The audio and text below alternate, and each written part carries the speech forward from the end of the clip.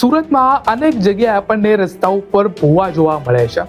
હવે જ્યારે વરસાદ પડે ત્યારે હજી તો આ પહેલો વરસાદ છે. જ્યારે વરસાદ એક્ઝેક્ટ સારો એવો પડશે ત્યારે જે રસ્તા ઉપર પાણી છે ને એના લીધે આપણને જે નીચેના ભૂવા છે તે દેખાશે નહીં.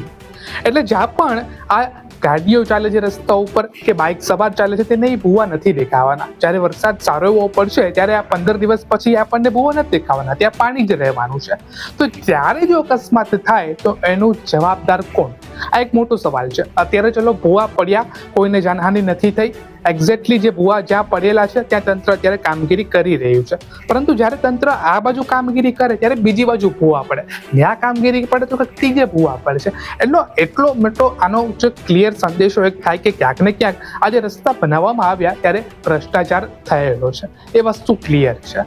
હવે વાત રહી કે ભાઈ આ વરસાદ સારો એવો પડે, પાણી ભરાય અને જે ભૂવા છે તે ઢકાઈ જાય ને ત્યારે જો અકસ્માત થાય તો એનું જવાબદાર કોણ રહેશે તે અત્યારે સૌથી મોટો પ્રશ્ન બની ગયો છે.